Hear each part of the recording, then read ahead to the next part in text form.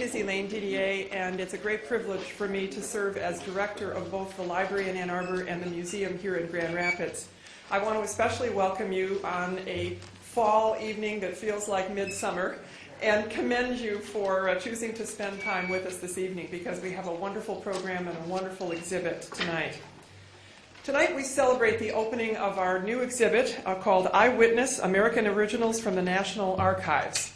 This unique exhibit comes to us from our parent organization, the National Archives and Records Administration in Washington, where it was shown for 6 months and received rave reviews. We are very fortunate to have the exhibit here at the Ford Museum, as it is only traveling to 2 other presidential libraries, the Carter and the Nixon libraries, and to 3 other historical museums around the country. Eyewitness was created with the support of the National Archives and its foundation, and the national tour is supported by the Boeing Company. The lead curator for this exhibit is Stacy Bredhoff, and we are delighted to have her with us tonight. Stacy is senior curator on the exhibit staff at the National Archives, and she led a team of 4 people who worked full-time on this for 2 years and were, of course, assisted by dozens of other people. Stacy, would you rise and be recognized for your wonderful work on this exhibit?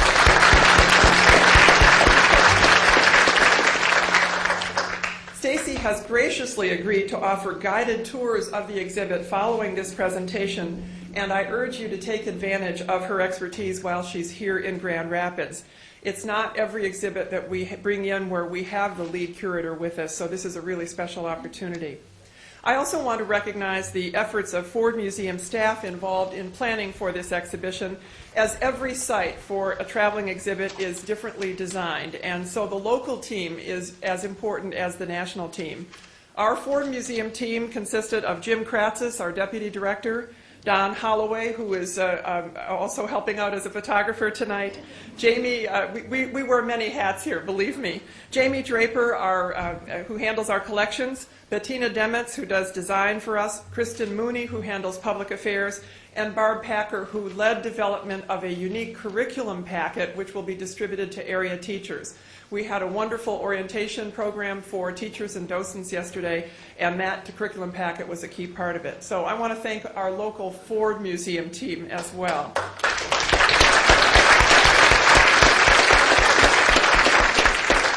And finally, we have a special guest tonight from the National Archives. The Archivist of the United States, Alan Weinstein, was not able to be with us, but we are delighted to have with us Susan Cooper, who is Director of Public Affairs and currently wearing an additional title. In fact, she is her own boss, which is really wonderful. She is also carrying the title of Acting Director of Congressional Affairs and Communications. Susan, it's great to have you here.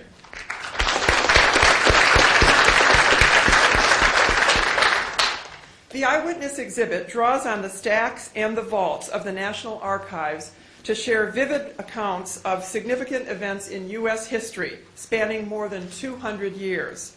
The events range from George Washington's account of a British purported plot to spread smallpox among American troops in 1775, something I hadn't known about, to Jimmy Carter's private meeting with Pope John Paul II in 1979. Included in these accounts is the very, very moving story of a peaceful demonstration in Selma, Alabama in March 1965, a day which became known as Bloody Sunday. We are greatly honored to have as our speaker tonight an individual who was a participant in that event and played a key role in many aspects of the civil rights movement, and who continues to provide strong and ethical leadership in Congress to this day. To introduce Congressman John Lewis, we are honored to have with us our very own congressman from the 3rd District here in West Michigan, Congressman Ehlers, who has represented the district since 1993 and is now in his 7th term. And we're looking forward to your getting to the Gerald Ford 12 times elected. Congressman Ehlers, just hang in there. Like our own President Ford, Congressman Ehlers is known for his strong work ethic and leadership skills on the Hill. He is also well known for staying in close touch with our community, and in fact has already been at another event tonight in Grand Rapids. Please join me in welcoming someone who is always welcome at the Ford Museum podium, the Honorable Vern Ehlers.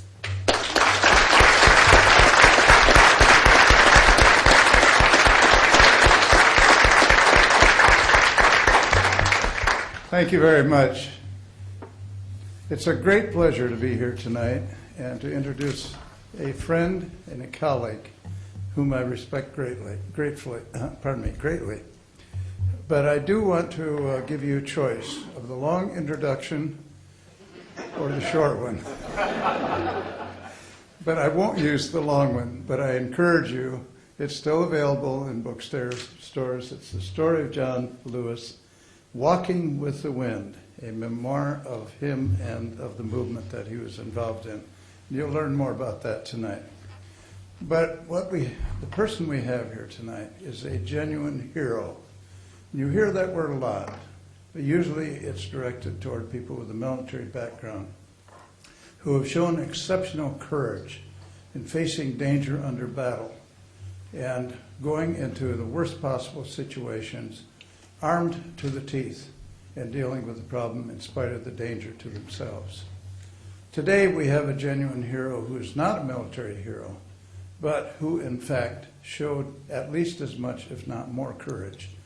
Instead of facing the jaws of death in the form of military ability, he faced the jaws of police dogs in Alabama in the civil rights movement. And he was totally unarmed except for his courage. Often called one of the most courageous persons the civil rights movement ever produced, John Lewis has dedicated his life to protecting human rights, securing civil liberties, and building what he calls the beloved community in America. His dedication to the highest ethical standards and moral principles has won the admiration of many of his colleagues on both sides of the aisle in the United States Congress. John McCain has said, "I've seen courage in action on many occasions. I can't say I've seen anyone possess more of it and use it for any better purpose and to any greater effect than John Lewis." He was born the son of sharecroppers on February 21, 1940, outside of Troy, Alabama. He grew up on his family's farm and attended segregated public schools in Pike County, Alabama. As a young boy, he was inspired by the activism surrounding the Montgomery bus boycott and the words of the Reverend Martin Luther King Jr., which he heard on radio broadcasts. In those pivotal moments, he made a decision to become a part of the civil rights movement. Ever since then, he has remained at the vanguard of progressive social movements and the human rights struggle in the United States. He not only became a part of the civil rights movement, he became a major leader of the civil rights movement. As a student at Fisk University, John Lewis organized sit-in demonstrations at segregated lunch counters in Nashville, Tennessee. He volunteered to participate in the Freedom Rides. Lewis risked his life on those rides many times by simply sitting in seats reserved for white patrons. He was also beaten severely by angry mobs and arrested by police for challenging the injustice of segregation. During the height of the movement, and this is the era where I first began to realize who John Lewis was because I was a student at the time at Berkeley. From 1963 to 1966, John Lewis was named chairman of the Student Nonviolent Coordinating Committee, which came to be called SNCC for SNCC. He helped form it. It was largely responsible for organizing student activism in the movement. While still a young man, John Lewis became a nationally recognized leader. By 1963, he was dubbed one of the 6 major leaders of the civil rights movement. I could go on and on, but I won't. But I do want to just simply point out, despite more than 40 arrests, physical attacks, and serious injuries, John Lewis remained a devoted advocate of the philosophy of nonviolence. He is truly a hero cut from the same cloth as Mahatma Gandhi. I also want to comment, we often hear the phrase, America is a melting pot, and indeed it is. But so is the Congress. And it's really striking to me to get there and meet all these individuals from all over the country, different backgrounds, different ideas, different ideals, even different religions, all working together for the good of the country. And, pardon me, and the best example, I can remember that, and kind of an amusing one. I got to know two people whom I really admired in the Congress. John Lewis, whom you'll hear from tonight, and Sonny Montgomery, who was a general in the National Guard. John Lewis was one of those who was arrested by the troops led by General Sonny Montgomery. And yet they served together in the U.S. Congress with the greatest admiration and respect for each other. And that, I think, is a simple symbol of what makes our country great. John, as I said, I could go on and on. You've done so much for so long for so many people. But let me turn it over to you. Thank you very much for being here. Appreciate your time. It's my pleasure to welcome and introduce Congressman John Lewis from Atlanta, Georgia. John.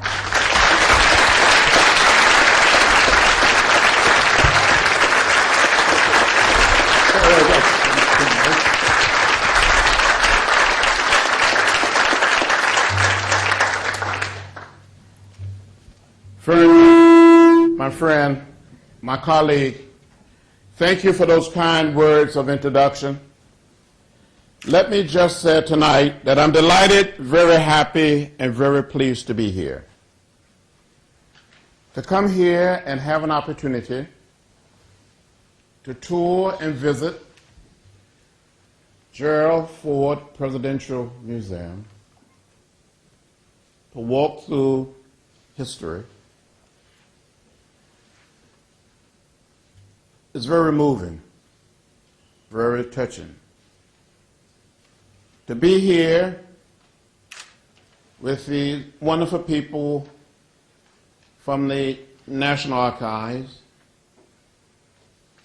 and the head of the museum and the staff of the museum, it is a little too much, Vern, for a member of Congress. Because we spend so much time in Washington debating some of the big issues and some issues not too big. Some like naming bridges and naming post offices. And maybe that is important also back home.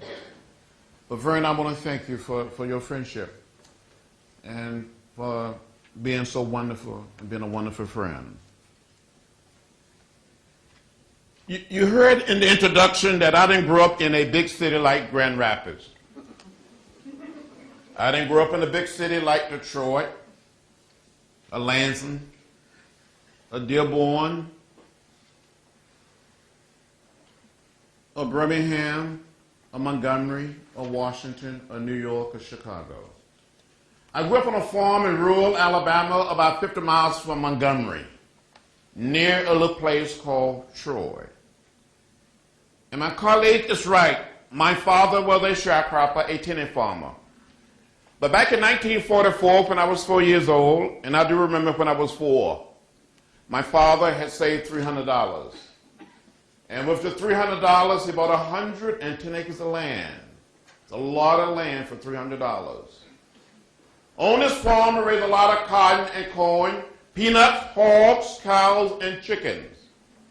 If any of you have an opportunity to come to Washington and visit my congressional office, or maybe in downtown Atlanta and visit my office there, the moment you walk through the door, the first thing the staff will offer you will be a Coca-Cola, because Atlanta is the home of the Coca-Cola Company.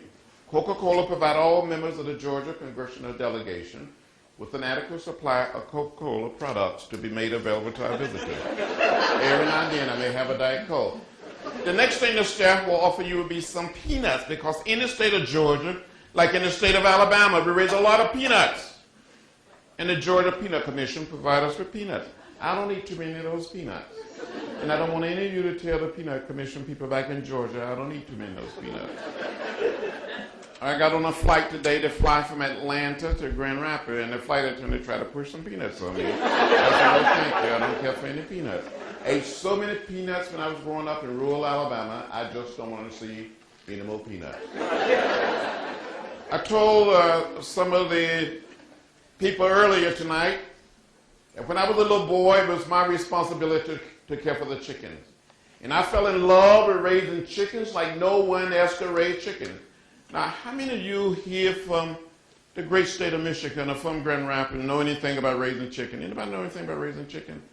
Okay, let's compare notes here then. Let me tell you what I had to do as a young boy growing up in rural Alabama during the 40s and the 50s.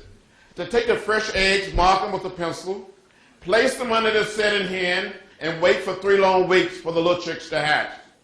Some of you may be saying, now, John Lewis, why do you mark those fresh eggs with a pencil before you place them under the setting hen?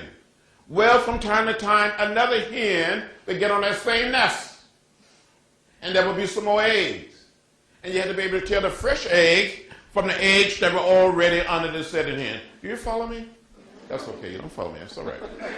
When these little chicks would hatch, I would fool these setting hens. I would cheat on these setting hens. I would take these little chicks and give them to another hen. Or put them in a box with a lantern. Raise them on their own. Get some more fresh eggs. Mark them with a pencil. Place them under the setting hen. Encourage the setting hen to stay on their nest for another 3. I kept on fooling these setting hens and cheating on these setting hens. And when I look back on it, it was not the right thing to do. It was not the moral thing to do. It was not the most loving thing to do. It was not the most non-violent thing to do. But I kept on cheating on this setting hen because I was never quite able to save $18.98 to order the most inexpensive incubator hatchery from the Sizzle Roebuck store. We used to get the Sizzle Roebuck catalog. Any of y'all remember that catalog? That big, thick book, heavy. Some people call it the ordering book. Other people call it the wish book. I wish I had this. I wish I had that. So I just kept on cheating on these setting hen and fooling these setting hen. As a young child, I became very good at raising chickens. But I also wanted to be a minister. So one of my uncles had Santa Claus to bring me a Bible. And I learned to read the Bible. And from time to time, with the help of my brothers and sisters and first cousins, we would gather all of our chickens together in the chicken yard, like together here in this fold. And we would have church. My brothers and sisters, along with my first cousins and the chickens, would make up the congregation. And I would start speaking or preaching. And when I look back on it, some of those chickens that I preached to during the 40s and the 50s, some of them would bow their heads, some would shake their head. They never quite said amen. But Vern, some of those chickens tend to listen to me much better than some of my colleagues listen to me today. And some of those chickens were a little more productive. At least that's what they say. But that's enough of that story. That's enough of that. Don't tell any people back in Washington I said that, Vern. Please don't. But growing up in rural Alabama, when we would visit the little town of Troy, visit Montgomery, visit Tuskegee, visit Birmingham, I saw those signs that said white men, colored men, white women, colored women. I saw those signs that said white waiting, colored waiting. On a Saturday afternoon with some of my brothers and sisters and first cousins, we would go downtown to the little town of Troy to the theater. And all of us little black children had to go upstairs to the balcony. And all of the little white children went downstairs to the first floor. I would come home and ask my mother, my father, my grandparents, my great-grandparents, why segregation? Why racial discrimination? And they would say, that's the way it is. Don't get in the way. Don't get in trouble. But one day, I heard about Rosa Parks. I heard the words of Martin Luther King Jr. on the old radio. And I was inspired to get in the way. I was inspired to get in trouble. I was so inspired that in 1956, at the age of 16, with some of my brothers and sisters and first cousins, we went downtown to the local library, trying to get a library card, trying to check out some books. And we were told by the librarian that the library was for whites only and not for coloreds. I never went back to that library until July 5th, 1998, for a book signing of my book, Walking with the Wind. And hundreds of blacks and white citizens showed up. They had a lot of food, something to drink, signed a lot of books, had a program, At the end, they gave me a library card. It says something about the distance we've come and the progress we've made in laying down the burden of race in America. Part of this exhibit tonight will tell a story. Part of this eyewitness to history. Part of this effort will tell you that in another period, after the sit-ins, after the Freedom Ride, after Birmingham, after the March on Washington of August 28, 1963, on August 28, 1963, I was the youngest speaker at the March on Washington. There were 10 speakers. I spoke number 6. Dr. King, the last and the 10th speaker. But in my speech, I said something like, one man, one vote is the African cry. It is ours too. It must be ours. While I was working on that speech, I was reading a copy of the New York Times, and I saw a group of black women in Southern Africa carrying signs saying, one man, one vote. So one man, one vote is the African cry. It is ours too. It must be ours. And that became the rallying cry for the young people in the Student Nonviolent Coordinating Committee in SNCC during the fall of 1963 and the winter and spring of 1964. In many parts of the American South, the 11 states of the old Confederacy, from Virginia to Texas, it was almost impossible for people of color to register to vote. In 1963, in 1964, the state of Mississippi had a black voting age population of more than 450,000, but only about 16,000 blacks were registered to vote. There was one county in Alabama, Lowndes County, between Selma and Montgomery. The county was more than 80% African American. There was not a single registered African American voter in the county. In Tuskegee, Alabama, Macon County, where Tuskegee University is located, a black man attempted to register to vote with to pass a so-called literacy test. He had a PhD degree. He flunked the so-called literacy test. He was told he could not read or write well enough. On another occasion, a man was asked to count the number of bubbles in a bar of soap. And on one occasion, a man was asked to count the number of jelly beans in a jar. People stood in what we call unmovable lines, attempting to register to vote. My organization, the Student Nonviolent Coordinating Committee, in the spring of 1964, organized something called the Mississippi Summer Project, along with several other groups. And we recruited more than 1,000 students, priests, rabbis, non-ministers, and others to come to Mississippi to work in the Freedom School, preparing people to pass the literacy test. On the summer night of June 21st, 1964, 3 young men that I knew, Andy Goodman,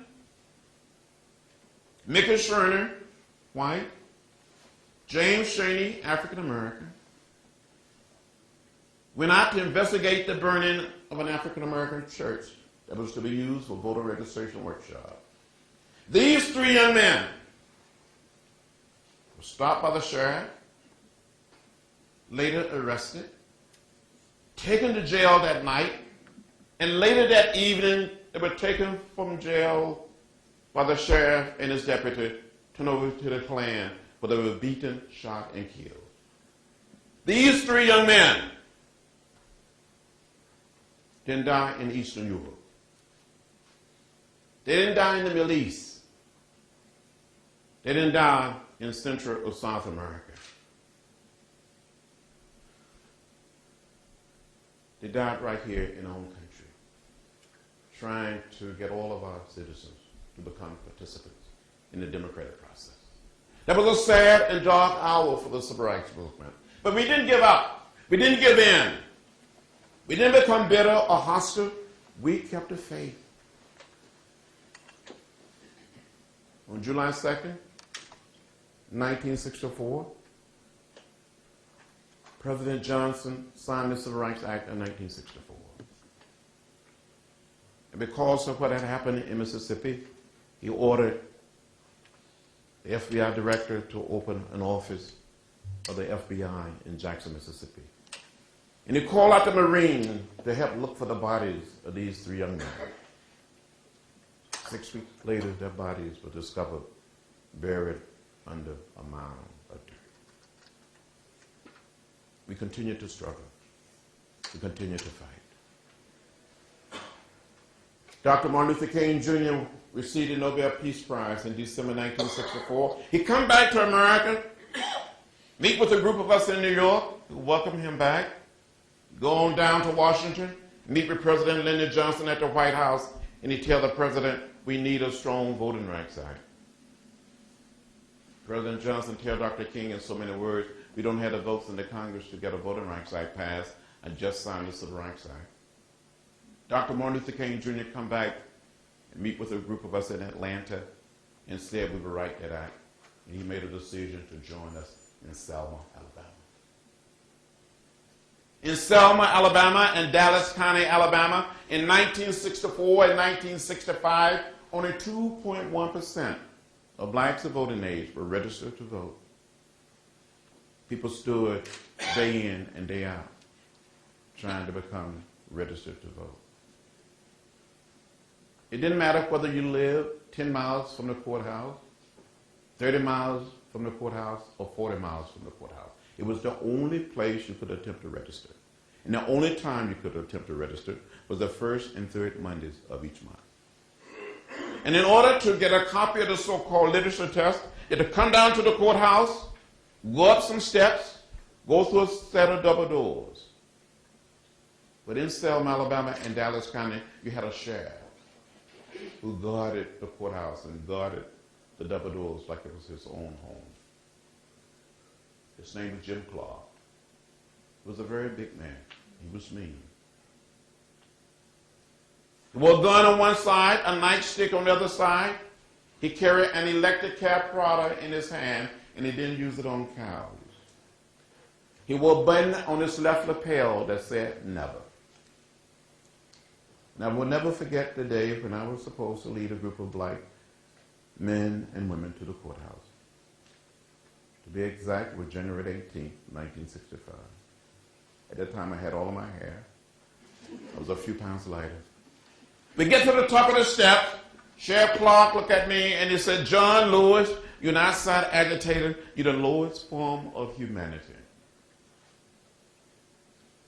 I paused and said, Sheriff, I may be an agitator, but I'm not an outsider. I grew up only 90 miles from here, and we're going to stay here until these people are allowed to register to vote. And he said, you're under arrest. He arrested me, along with about 60 other people, took us to jail. A few days later, Dr. Martin Luther King Jr. and other religious leaders, teachers and students, ministers, lawyers, doctors, came and marched to the courthouse, and more than 300 people were arrested. We filled the city jail, the city stockade, and the county jail. And then about 2 weeks later, in a little town called Marion, Alabama, the hometown of Mrs. Martin Luther King Jr., Perry County, the heart of the Black Belt, there was a march for the right to vote. A confrontation occurred, and a young veteran by the name of Jimmy Lee Jackson tried to protect his mother, who was shot in the stomach by a state trooper, and a few days later he died at the Good Samaritan Hospital in Selma. And because of what happened to him, we made a decision, the movement did, that we will march from Selma to Montgomery for the right to vote, to dramatize to the nation, not just to the state of Alabama, but to the nation, that people of color wanted to participate in the democratic process. So on Sunday morning, we attended church. And then after church, about 600 of us participated in a nonviolent workshop. Later, we had a prayer, a hymn, and we lined up in twos to walk in an orderly, peaceful, non-violent fashion from Selma to Montgomery.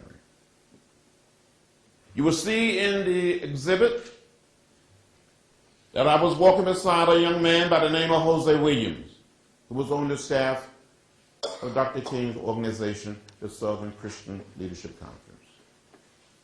I was wearing a backpack before it became fashionable to wear backpacks. Had a light trench coat on. I thought we were going to be arrested and that we were going to go to jail. So in this backpack, I wanted to have something to read. I had 2 books.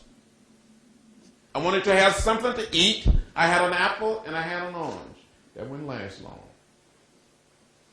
And since I was going to be in jail with my friends, my colleagues and neighbors, I wanted to be able to brush my teeth. I had toothpaste and toothbrush. We get to the edge of the Edmund Pettus Bridge, crossing the Alabama River. We looked down below, and Jose Williams said to me, "John, can you swim?" I said, "No." I said, "Jose, can you swim?" I said, "Well, a little." So, well, there's too much water down there. We're not going to jump, and we're not going back. We're going forward. And we continued to walk. We came to the apex, to the highest point on the Edmund Pettus Bridge. Down below, we saw a sea of blue. Alabama State Troopers. Sheriff Clark had requested that all white men over the age of 21 to come down to the courthouse to Saturday night, March 6th, to be deputized, to become part of his posse to stop the march. The state troopers were standing in front. The posse was behind them, many on horseback. We continued to walk. We come within hearing distance of the state troopers. A man identified himself and said, "I'm Major John Cloud of the Alabama State Troopers. This is an unlawful march. It will not be allowed to continue. I give you 3 minutes to disperse and return to your church." Less than a minute and a half, the major said, "Troopers, advance." You saw these men putting on their gas masks. They came toward us, beating us with nightsticks, trampling us with horses, releasing the tear gas. I was hit in the head by a state trooper with a nightstick. Had a concussion at the bridge. I thought I saw death. I thought I was going to die. 42 years later, I don't recall how I made it back across that bridge, back through the streets of Selma, back to that little church. But I do recall being back at the church. The church is full to capacity, more than 2,000 people on the outside trying to get in to protest what had happened on the bridge. And someone asked me to say something to the audience. And I stood up and said something like, "I don't understand it. That President Johnson can send troops to Vietnam, but cannot send troops to Selma, Alabama, to protect people who only desires to register to vote." The next thing I recall, I've been admitted to the Good Samaritan Hospital in Selma, Alabama. Early the next morning, Martin Luther King Jr. and his colleague, Reverend Ralph Abernathy, came by to visit me in my hospital room. And Dr. King said, "John, don't worry. We're going to make it from Selma to Montgomery. The Voting Rights Act will be passed." He issued a call for religious leaders to come to Selma, and more than 1,000 ministers, priests, rabbis, and nuns came that Tuesday, March 9th, and marched across the bridge, kneeled and prayed to the point where we had been beaten and turned back. We went into federal court, got an order against the state of Alabama, including Governor Wallace, prohibiting them from interfering with the march. 2 weeks later, there was 10,000 people walking out of Selma on the way to Montgomery. When we arrived in Montgomery, on that 5-day walk, that 50 miles walk, there were almost 30,000 Americans. But because of Bloody Sunday, because of what happened on Bloody Sunday, March 7, 1965, that you will see as a part of this exhibit, Lyndon Johnson gave what we call the We Shall Overcome speech. He spoke to a joint session of the Congress that night, on March 15, 1965. He started that speech off that night by saying, I speak tonight for the dignity of man and for the destiny of democracy. He went on to say, at time, history and fate meet in a single place in man's unending search for freedom. So it was more than a century ago at Lexington and at Concord. So it was at Appomattox. So it was last week in Selma, Alabama. He condemned the violence in Selma, introduced the Voting Rights Act, and before he concluded that speech, President Johnson said, and we shall overcome. I was sitting next to Dr. Martin Luther King Jr. in the home of a local family in Selma, and we watched and listened to Lyndon Johnson saying, and we shall overcome. I looked at Dr. King. Tears came down his face, and we all cried a little to hear the President of the United States using the theme song of the Civil Rights Movement, we shall overcome. The Congress debated the Voting Rights Act, passed the act, and on August 6, 1965, it was signed into law. Because hundreds and thousands of citizens were prepared to support the right of people to freely assemble, to mourn, to protest, to dissent on March 7, 1965. We've come a distance. We made a lot of progress. And this little story, this little piece of history, that this exhibit is telling us that throughout our long struggle to create a more perfect union, to redeem what Dr. King called the soul of America, it is just another step down a long, very long road to make our country, a better place. Is someone that told me when I was preaching to those chickens? Is someone that told me when I was sitting in, getting arrested, going to jail for the time? Is someone that told me when I was left bloody and unconscious at the Greyhound bus station in Montgomery in May of 1961 during the Freedom Ride? Is someone that told me when I was walking across that bridge 42 years ago that one day I would be standing here, the Gerald R. Presidential Museum, that one day I will receive the Profile and Courage Award with President Ford from the Kennedy Library, that one day I will be serving as a member of Congress. Well, say you're crazy, you're out of your mind, you don't know what you're talking about. This exhibit is saying tonight that we must never, ever give up. We must never, ever give in. That we must keep the faith. That we must keep our eyes on the prize. I want to close with just a little story from my childhood. When I was growing up outside of Troy, Alabama, 50 miles from Montgomery, I had an aunt by the name of Seneva. And my aunt Seneva lived in what we call a shotgun house. And you know what a shotgun house is? Don't try to fool me. No. My aunt Seneva had a shotgun house. She didn't have a green manicured lawn. Had a simple, plain dirt yard. She lived in a shotgun house. I was born in a shotgun house, so I know what I'm talking about. Sometime at night, you can look up through the holes in the ceiling, through the tin roof, and count the stars. When it would rain, she would get a pail, a bucket, or a tub, and catch the rainwater. From time to time, she'd walk out into the woods and take branches from a dogwood tree and tie these branches together and make a broom, and she called that broom the breast broom. And she would sweep this dirt yard very clean, sometimes 2 and 3 times a week, but especially on a Friday or Saturday, because she wanted the yard to look good during the weekend. For those of you who may not know what a shotgun house is, in a non-violent sense, old house, one way in, one way out, maybe a tin roof, where you can bounce a basketball through the front door and it will go straight out the back door. my Aunt Neva lived in a shotgun house. But one Saturday afternoon, a group of my brothers and sisters and a few of my first cousins, we were out playing in my Aunt Neva dirt yard. An unbelievable storm came up. The wind started blowing, the thunder started rolling, the lightning started flashing, and the rain started beating on the tin roof of this old shotgun house. My aunt became terrified. She started crying. She thought this whole house was going to blow away. So she got all of us little children together, and we all started crying. But we thought the house was going to blow away. The thunder continued to roll. The lightning continued to flash. The rain continued to beat on the tin roof of this old shotgun house.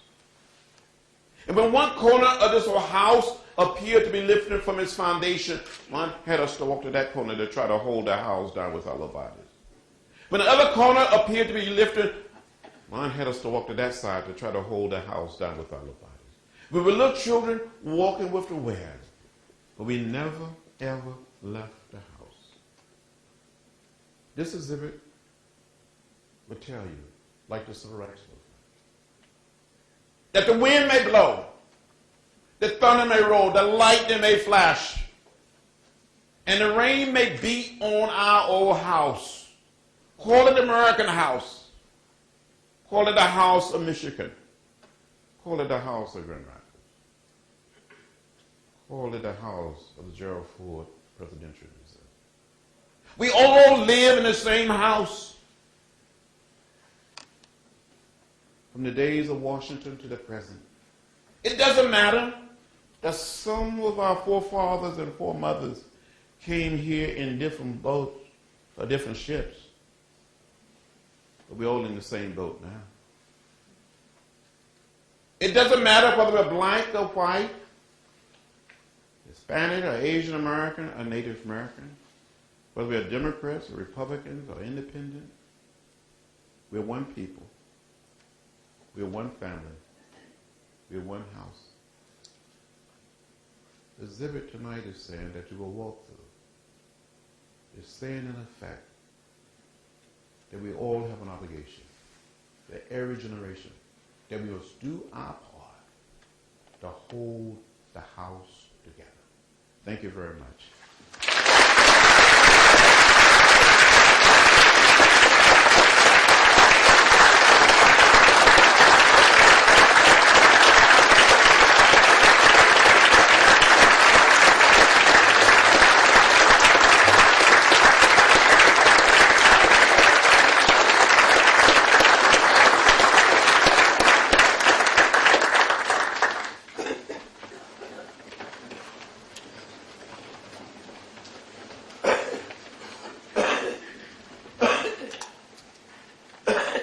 I believe we have some time for some questions.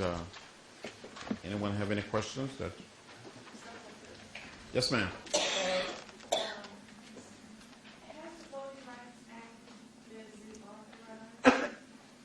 The Voting Rights Act has been reauthorized and extended, and it will continue to be around for some years to come. And today, because of the Voting Rights Act, there are hundreds and thousands and millions of people participating in the democratic process. To give you an example, in a little town like Selma, Alabama, where I take members of Congress back to every other year, to Selma, to Montgomery, to Birmingham, to walk through history. We take lay people, students and teachers and people who want to go and relive that history. You go there now, you'll see a biracial government in Selma. We had a guy who served as mayor from 1964 to 2000. And he was the same guy who called me a troublemaker, agitator, dangerous, all that. And before he was defeated for re-election in 2000, he was calling me the bravest man he ever known, and my good friend and brother and all of that. So especially in the American South, we can count. Politicians can count.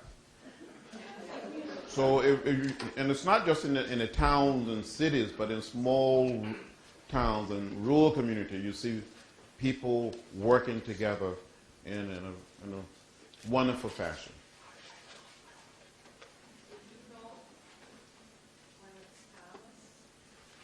This young lady, I probably should repeat the question maybe. This young lady here wanted to know, did I know Clarence Thomas? Now, he grew up in a little place called, I think it's called Pinpoint. Is it Pinpoint, Georgia? Near Savannah. And I grew up in rural Alabama. I've been living in Georgia now for 44 years. But when I was growing up, he's much younger than I am. When I was growing up, I never heard of him. I later met him when I moved to Washington as a member of Congress. But we don't share completely the same philosophy.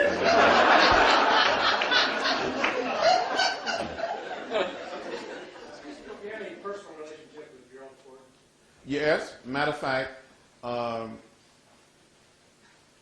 when President Ford was president, I had an opportunity to meet him, and I have in my home in Atlanta a photograph that he signed and sent to me when he was president.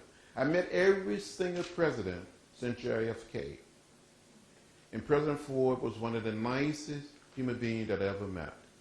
He was just a nice, wonderful man. Just a good, decent man. I met President Nixon when he was not in the White House. He was out, but I met him. When, a few years ago, when the two of us were honored by the John F. Kennedy Library, we received a profile of courage. It was just wonderful to be with him. It was just wonderful to be in President and Mrs. Ford company. It was just wonderful. We spent an evening together and almost an entire day, and I felt like I had known him forever. Yes, ma'am? Thank you for being here. In those, you talked about when, if somebody had told you that you would have been in the Congress back then, you would have said they were crazy. What kept you and the other leaders of SNCC and Dr. King and the other folks, what kept you going in those moments of most profound discouragement? And were there times you thought, this is crazy, too many people are getting hurt? Did you hear the question? The sign is very good here. It's really good. You know, we just didn't wake up one day and say we're going to go and sit in. We didn't just dream and say we're going to march. We're going to have a march on Washington, that we were going to Freedom Ride. We studied the way of nonviolence. There was a small group of students in Nashville that were deeply influenced by a Methodist seminarian student who was part of the Methodist student movement, who had traveled to India and had studied Gandhi. So we studied the great religions of the world. We studied thorough and civil disobedience. We studied what Gandhi attempted to do and accomplish in South Africa. We studied what he was all about in India. We studied what Dr. King and Rosa Parks and the people were all about in Montgomery. And many of us grew to accept nonviolence not simply as a technique or as a tactic, but as a way of life, as a way of living. Some of my friends and colleagues asked me today, so why are you not bitter? Why are you not constant? Daddy King and Dr. King, the father and son, used to say, I used to hear them preach from time to time, they would always say, hate is too heavy a burden to bear. And we came to the conclusion that means and ends are inseparable. That if you want to create the beloved community, the good society, a society at peace with itself, then the way, the method, must be one of love, one of peace, one of nonviolence. And then you say, don't you hate people like Bull Connor, who use the dogs and the fire hoses? Or someone like Sheriff Clark in Selma, Alabama? Or someone like Governor Wallace? And you say, no. Yeah, are my brothers. And you have to think that a Governor Wallace, a Sheriff Clark, or Bull Connor, they didn't come into this world being the type of people that they were. They were little children. They were little babies. They were innocent. And something went wrong. You have to think about it like that. And I never ever felt like giving up or turning back. The way of nonviolence, the way of peace is one of hope.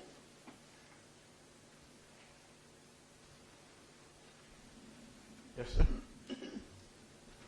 This young lady. I just want to say to you, I can relate to your childhood growing up. I grew up in the hills of Tennessee. What part of Tennessee? Butler, Tennessee, Butler. near the Appalachian Mountains. Okay. And I can relate being on the farm, and my grandfather bought 100 acres of land for $200, and it's still a nice family, 115 years. But what I want to say to you, I remember riding on the back of the bus. I remember all those things, and I want to say to you, thank you for your courage, that I and my family have the rights and the freedom that we have today for courageous people like you, Martin Luther King, Rosa Parks. Thank you.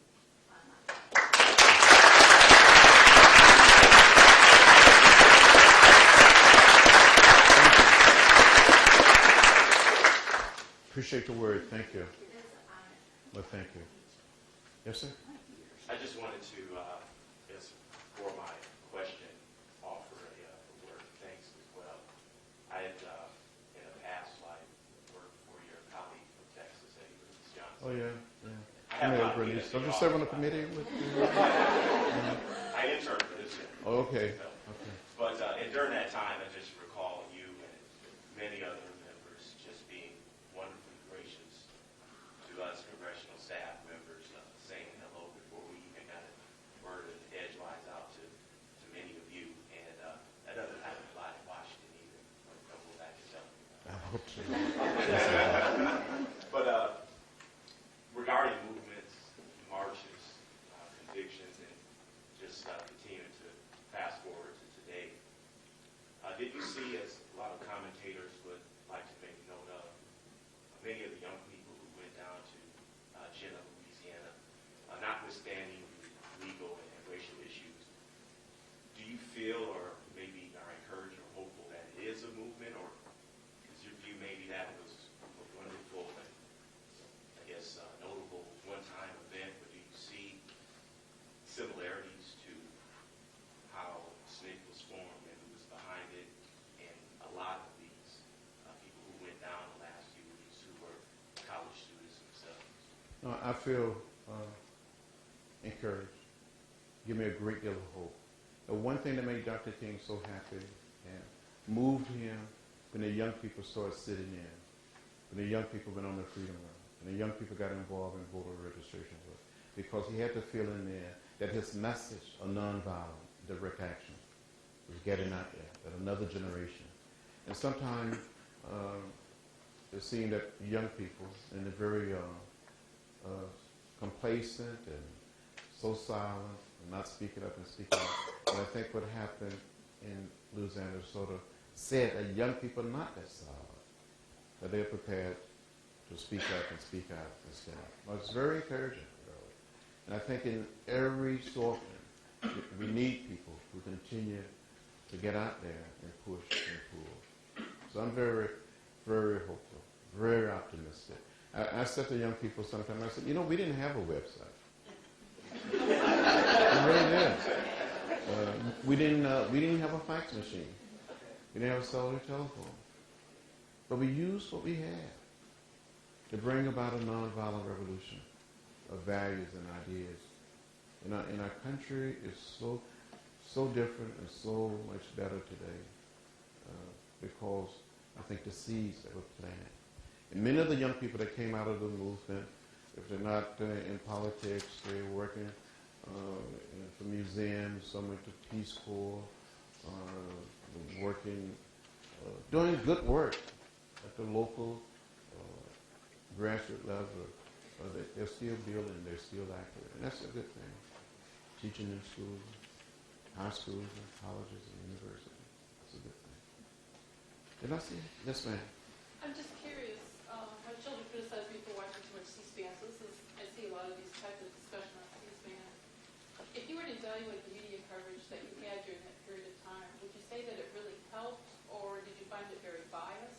The media coverage that we received during the 60s? Yes. Oh, I think if it hadn't been for the media, if it hadn't been especially for television, but also major news magazines, the movement would have been like a bird without wings. The television played, I think television and the movement came of age together.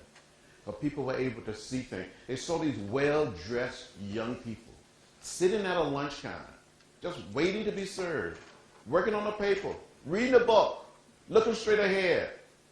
And someone would come and put a lighted cigarette out of their hair or down their back, or pour hot water on them, or pull them off the stool, or spit on them. People saw the contrast. And people, what happened in Selma on Bloody Sunday, March 7, 1965, when I go upstairs, today, I saw the exhibit.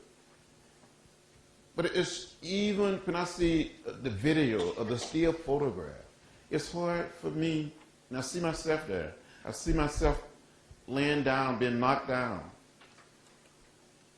hit in the head with an axe. It's hard for me to believe that something like this happened in America 42 years ago. We were peaceful. We weren't armed. We didn't have any weapons. We were exercising our constitutional rights. And so when the American people saw this on national television that Sunday night, they couldn't stand it. They couldn't take it. In 3 days, there were demonstrations in more than 80 major cities in America, almost on every college campus, at the White House, at the Department of Justice. And that was all because of the media. And the reporters, and photographers, they used their cameras, they used their pad and their pencils. During those early years, it was not just the participants that were beaten, but many members of the press also, because people didn't want that history to be recorded. They didn't want to see those photographs taken. They didn't want to see people writing about it in the Times or the Post or Newsweek or Time magazine. And if we'd have had, I guess, cable news now that we have today, people have all these mini cams and all that, I don't know what would have happened really. They played a major role. The press played a major role. There's a little book out, and I don't have a proper name for it, called The Raised Beat by two reporters, and it tells the role of the media. See, because I can remember I was about 14, 15 years old at this time, and we were also watching the dead coming home from Vietnam in the 6 o'clock news or 6:30 news, and we saw pictures of the riots, but this whole thing created so much divisiveness in, when families arguing the issues and in the communities, and it was because of the media coverage that was presenting it, and it was forcing a change. But I was wondering if you had encountered any kind of negative, even though we saw pictures in the graphics, if there was really any attempts that you know of to quash or to put down, giving you any types of coverage or anything like that. Well, you had certain papers, especially based in certain parts of the South, editorial policy was maybe slanted here and there. But for the most part, in the South, where you had a strong nonviolent movement, it was peaceful and orderly. The attacks were coming from the opposition, or maybe from the law enforcement people. I think the federal judge ruled that what you had in Selma was a law enforcement riot. Now, during the late 60s, you did have an outbreak of violence in one of the northern cities and communities. But that was not a part of the nonviolent movement. Okay? This young lady here? Yes, ma'am. I'm taking a government class in high school, and we've been debating whether civil disobedience is a appropriate way to express your ideas today. And I was wondering if you still support nonviolent civil disobedience as a way to protest laws that you think Well, I believe in one of the, we studied the role and civil disobedience. And if you believe a law is unjust, then you have an obligation, a moral obligation, to defy, to make a point. But if you defy that law, or you defy that custom or tradition, then you should be prepared to pay the price. You get arrested, judge sentences you to jail, you be willing to go and serve those 10 days, or those 50 days, or those 60 days.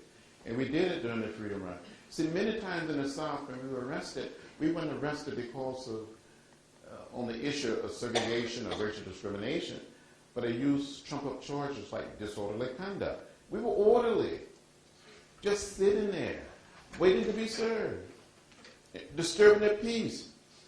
How do you disturb the peace? By sitting there in an orderly fashion, waiting to get a soft drink and a hamburger. How do you disturb the peace when you just want to occupy a seat in a waiting room that may be marked colored only or white only? So sometimes you have to defy a custom or defy a bad law to uphold a higher law. And many of the laws and customs that we had in the South was not in keeping with our Constitution, at least not in keeping with the 14th Amendment. No, so I believe if something violates your conscience, you have an obligation to defy it. But be prepared to pay the price. So you get sentenced to 66 days and sent to the state penitentiary in Mississippi on a freedom ride. You flew to city jail, later the county jail, and then one day they took us all down to the state penitentiary at Parchment. We all got out within 40 days to appeal the case. The showman here? What was it like knowing and working with Sonny Montgomery, given your connected histories, and also the fact that you work for the same party, but or let's, how do I put it delicately, philosophically? He was a wonderful man. The congressman told you that in the way we discovered it, Vern, you may not know this, it was in the Congress we have on a Thursday, there's a prayer breakfast, and I haven't been too good at it in recent. Vern is at the prayer breakfast every Thursday morning, right? At 8 o'clock. And when I first got there, I went every morning. Then I got all these other responsibilities on our side of the aisle, a leadership position and meetings you have to go in. And I won't bore you with it. But Sonny Montgomery, a faithful member, right? He was in the Congress, he was there. And one day I spoke to their prayer breakfast, and you have to get up and tell something about yourself and tell a little story. And I told about the time when I was on the Freedom Ride. And we went from Montgomery to the state line in Mississippi. And the Alabama National Guard took us to the Mississippi line, state line. And then the Mississippi Guard met us there on a regular Greyhound bus. They had jeeps, guns drawn, and all of that. They took us down the highway to the Mississippi state line, straight to the city of Jackson, to the Greyhound bus station. You go into the station, and the captain, there was a captain by the name of Ray, Captain Ray. You try to go into the so-called white waiting room, or use the restroom facility, or go to in the so-called white waiting room, go to the lunch counter in the cafeteria. And Captain Ray said, move on, and you be moving. And he said, you're under arrest. But it was Sonny Montgomery who was the general who met us there. And so after I finished speaking, and Mr. Montgomery came up. He was the chair of the Veteran Committee. He came up and said, John, I'm the one that met you at the Mississippi line and took you to Jackson to be arrested. I said, oh, okay. So, thank you. But in the process, we became wonderful friends, and we worked well together. And so it was not a problem, not at all. One last question.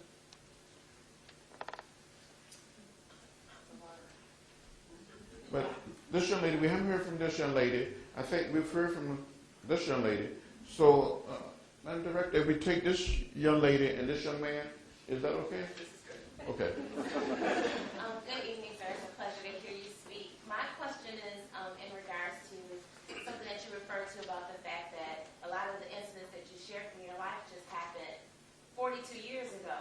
And sometimes it seems as Americans, we think the civil rights movement was such a long time ago, when in fact, it isn't. And even as you were speaking tonight, it brought back to my remembrance when I first came to Grand Rapids 10 years ago as an undergraduate student in Grand Valley, which is a local university here. My first weekend in 1995, they told the students of color not to go downtown because there was a Ku Klux Klan rally. My first weekend here. So I guess my question is, as a congressman, as a civil rights leader, what do you think needs to happen today to continue the healing of racial divides that started with the civil rights movement? Well, I think it's important for people, all of us, black, white, all of us, Hispanic, Asian American, Native American, not to try to hide the issue of race under the rug, not to try to push it in some dark corner. But part of the power of the civil rights movement, it had the ability, the capacity to bring the dirt and the filth from under the American rug, out of the cracks and the corners, into the light so we can deal with it. And I may be a little biased here, and I probably shouldn't say it, but I think, because I'm a Southerner, I think there's a greater sense of hope and a greater sense of optimism in the American South today because we took that great leap and we've been dealing with it. And you have this unbelievable movement of people, this population shift of people moving to the South. Because there's hope, there's optimism. And you go to the large cities, but you go to the small town, even the rural community. You may have something like Gina, something every so often. But we got to talk about it. Don't be afraid to deal with the issue of race. Confront it. And when young people said, you say, you don't believe that, do you? That's not, we come too far. We made so much progress. Let's continue to make progress. And just do it. It's a Nike slogan that just do it. Just do it. It's in the best interest of the whole society. I was saying to some earlier today, and I said it to a group of people yesterday in Washington, that there's a program that started in Northern California by an American high school history teacher. We've been bringing a group of students, high school students, 100 students in a group. And he brought over 3,300. And I've spoken to every single group in Atlanta. They fly from Northern California to Atlanta. And they visit Dr. King Church. They visit the King Historic Site. Then they travel and stay in Tuskegee, at Tuskegee University. They go to Montgomery. They visit Dr. King Church. They visit the Civil Rights Memorial there. The same young lady that did the Vietnam Memorial, she did the Civil Rights Memorial in Montgomery, right near the church. They go to the site where Rosa Parks was arrested. They go and visit the Rosa Parks Museum. They go to Selma. They walk across the bridge. They talk to the local people, blacks and whites, the leaders. They go to Birmingham and meet the family of the 4 little girls that were killed, and they visit the church that was bombed. They go to Little Rock. They go to Jackson. They go to Memphis. And they're learning. And I think we should encourage our young people, rather than taking a trip to some amusement park or something, it's okay. We should enjoy and do all of that. But maybe you can organize a trip of blacks and white young people.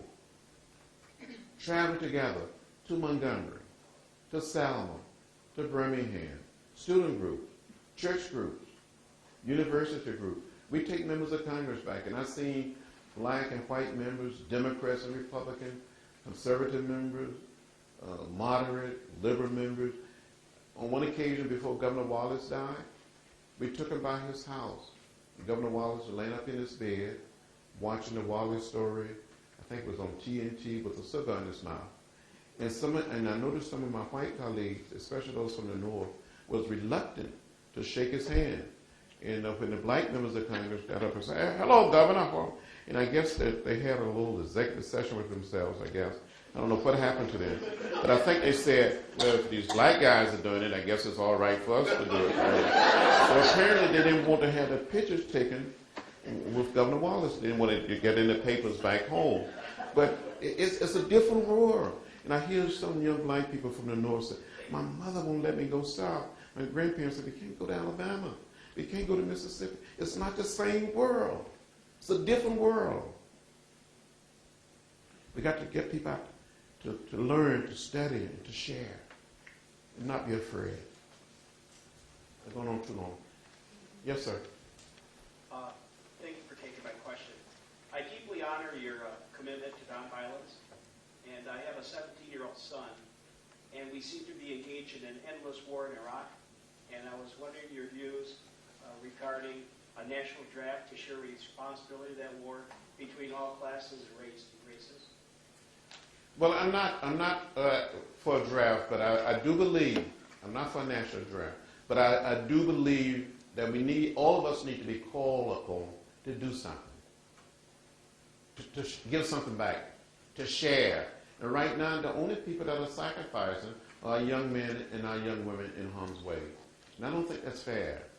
I think we need to, as a nation and as a people, we need to I didn't vote for the war. I happen to believe that war is obsolete as a tool or instrument of our foreign policy. And I think in the academic community, with scientists and scholars, the religious community, we got to find, or maybe psychologists and others can come along, somebody got to come along and say, enough is enough. Let's lay down the tools and instruments of war instead of war no more, and create a world at peace with itself. That's the direction I think humankind must move.